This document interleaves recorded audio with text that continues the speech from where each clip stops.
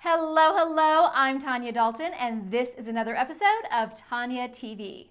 So lately, the number one question I've been getting asked again and again and again is how I wrote a book while still putting out a weekly podcast, running a seven-figure business, being a wife, being a mother, and all the other things that I do without spreading myself too thin.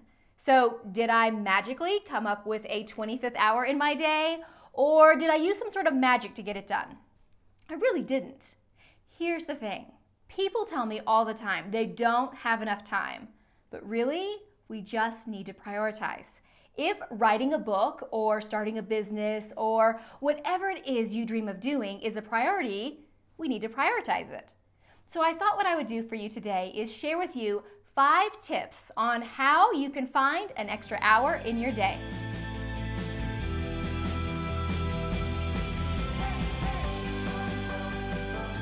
So no matter what your passion project is, we all feel like we need more time.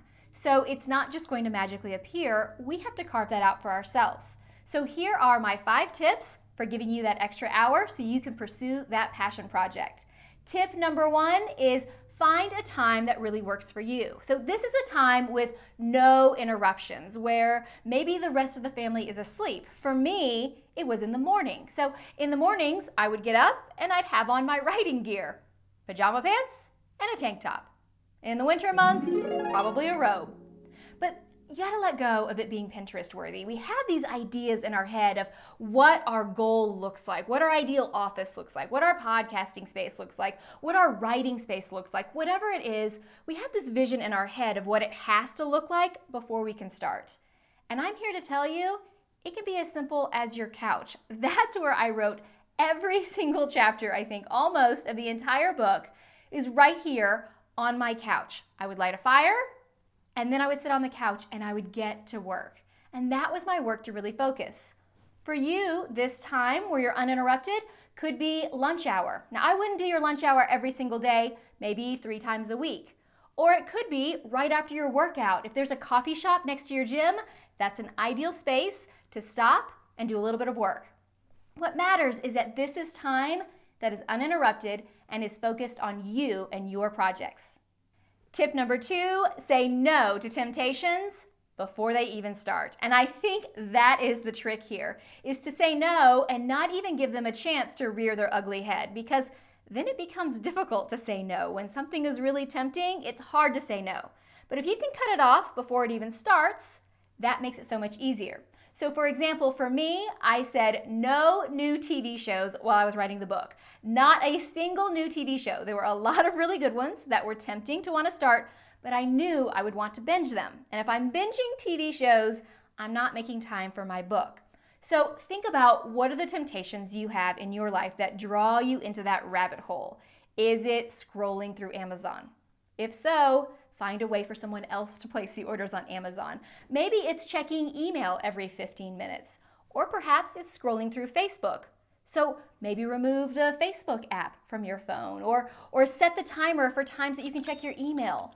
Really think about what are the things that draw you in and get you in that place where you lose track of time, and cut them off before they can even start. For me, that included having a nice regular bedtime. So because I was getting up early and I am not a morning person, I had to really create a strong evening routine so that the temptation to stay in bed was at bay. I didn't have to worry about it because I had a nice solid evening routine where I went to bed, got a good night's sleep, and felt good getting up in the morning. Tip number 3 is to set an intention or a goal. So here's the thing, we want to make sure that our intentions or our goals are flexible. So every morning as I would sit down on that couch, I would think through what were my intentions for the day? What did I want to accomplish? I'm not one of those people who likes to set word goals because here's the deal. Some days I think to myself, oh my gosh, I am an amazing writer. Look at me, look at what I'm writing. And then sometimes I'm not. Some days are just not so good with the writing, and that's okay. Now, if I had a really rigid word count that I was absolutely positively having to hit every single day, that might make me feel like I had failed, which decreases my motivation for the following day. So having a flexible goal really did help. My first goal was to map out what I wanted the book to be about. So I created structure for the book. What was going to be in the first section? What was going to be in the second section? How was I going to talk about each of these? What would I put in each chapter? And then I had to cross off half of it, to be honest with you, because I did have the constraint of word counts, because I knew how long my book needed to be, and then I had to cut things down. Here's the benefit, though, to be honest with you. That allowed me to write the best book possible because I distilled down all my big ideas and made it so it was more manageable. I was really able to focus in on what's important. So make sure when you're setting up yourself with goals or your intentions, you're making them achievable and you're making them flexible. Tip number 4, cut out on the responsibilities. Okay, little asterisk on this one, okay? This is for the short term. I'm not saying that you're going to just stop cooking dinners for the rest of your life or mowing the grass or whatever it is. I'm just saying while you're really actively pursuing this passion project or this goal, it's okay to let go of some of the rest. It's okay for the house not to be picture perfect clean every single day. We have to let go of this idea of balance. We really don't want balance. If we're perfectly balanced, we're not moving in any directions. For us, if we're going after this passion project, we want to lean into it. We want to be able to put our time and energy and focus into this project. And that means if we're leaning to one side, we have to lean away from something else. So think about what responsibilities you can give up for the short term. So maybe that means no new house projects or things like that. What can you outsource? What can you delegate, even if it's just for the short term? And I know people get really caught up in this idea of outsourcing or delegating, but you can easily trade if you don't have the money to be able to pay somebody else to do it. Or see if you can find ways so you don't have to do these jobs and tasks as often. Here's the truth. It's okay to ask for help. We feel really guilty leaning on other people, asking them for our support, or rather to support us. But when somebody else asks us for help, aren't we more than happy to lift them up? Allowing others to lift you, especially when you're pursuing something really big and exciting like this passion project, that is such a gift to give to other people. It allows them to be a part of your journey. And I think when you reframe how you look at asking for help and support, it really can help you feel better about it. And that's really going to help you find that extra hour. And tip number 5 is to embrace the white space. Listen, you can't work all the time. Being productive doesn't mean doing more. It doesn't mean working hard all the time. It means doing what matters most. And sometimes that means taking a day off, or a week, or 2 weeks. And that is absolutely positively okay. In fact, that will actually help you do even better work. Here's the key though. We want to make sure we have a time when we're going to come off of our break. We don't want to just say, all right, I'm on break for a while. We'll see when I pick this back up.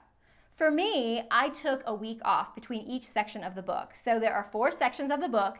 After I finished writing each one, or I should say when I finished writing the first draft of each one, because there's multiple drafts, I took a week off and I did not think about the book. But here's what's amazing. When I wasn't thinking about the book, that's when the ideas and the creativity really began to flow. And I began to come up with new ways of looking at things and new ideas and new perspectives of how I could dig into these ideas and concepts I wanted to share. So I would keep a little water in my well, which if you've listened to me for any time, you know I talk about how Ernest Hemingway always said to leave a little bit of water in the well. Never leave that well dry, so when it's time to pick your work back up again, you have a place to start. So I would keep a notes app on my phone where I would write down notes as I was thinking about them. I did it while I was riding 4-wheelers with my kids in Colorado. I did it on the plane. I did it while I was going for long walks. But here was the thing. It was because I gave my space, my brain the space to really create and explore and just be imaginative. I was really able to dive into these concepts, and I was really able to come up with ways to talk about things I hadn't even imagined before. And to me, that's what made my book even better. So keep that in mind. You can't work every single day. It's good to take time off.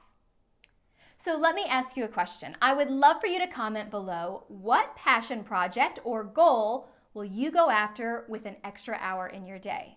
What is it that you truly want to do? Is it writing a book? Maybe is it, running a marathon? Perhaps it's taking on a new hobby or trying out a new project. Whatever it is, I can promise you, you have the time.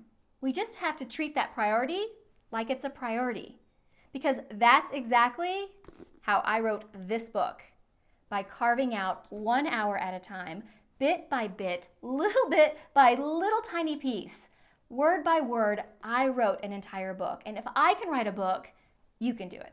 If I can write a book, you can run that marathon. If I can write a book, you can go after whatever it is your heart desires. So start off with these tips, and of course I go much more in depth in my book, The Joy of Missing Out, in how to create that space for yourself. But in the meantime, I would love for you to start today. Go after that project, go after that goal, and make it happen. All right, until next time, have a beautiful and productive week.